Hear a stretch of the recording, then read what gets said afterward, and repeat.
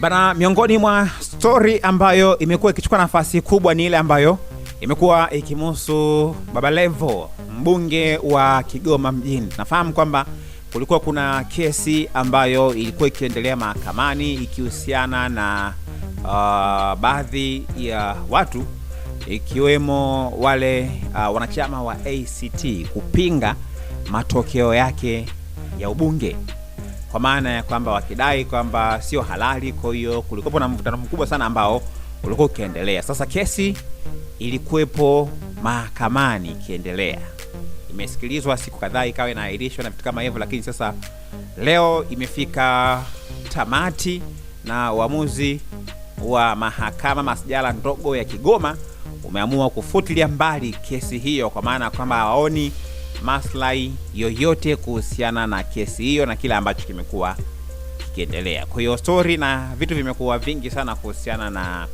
hicho ambacho kimekuwa kikiendelea. Sasa Baba Levo baada ya kutoka kwenye kesi hiyo amezungumza na alionekana mwenye furaha kubwa sana, hadi akawa anaonekana pia akiimba wimbo wa Diamond Platnumz I'm so happy, kwa maana kwamba akiwa anafurahi sana.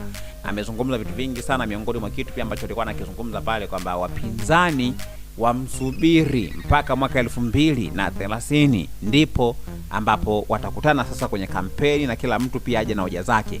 Lakini Baba Levo pia ameenda mbali zaidi na kudai kwamba mpaka hiyo mwaka 2030 ndipo ambapo aulizwe sasa kafanya nini na nini na nini, kwa sababu ndio kwanza kaingia madarakani. Hata mwaka hajamaliza, hata nusu mwaka hajamaliza, kwa sababu aliingia madarakani Oktoba 2025.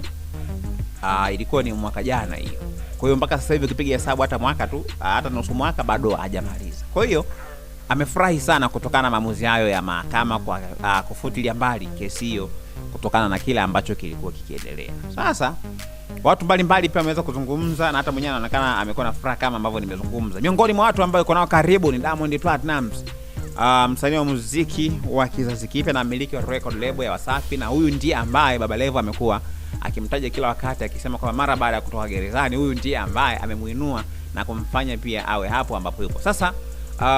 Diamond Platnumz amechukua video wakati akifurahia akiwa mahakamani na kuambatanisha na ujumbe ambao amemtagi official Baba Levo, akaandika Mwenyezi Mungu ni mwema sana Bi Levo, kinachofuata sasa ni kuongeza kasi ya kuwapambania wana Kigoma zaidi ya ilivyokuwa mwanzo, maana wanakupenda sana na wewe ndio tumaini lao la maendeleo.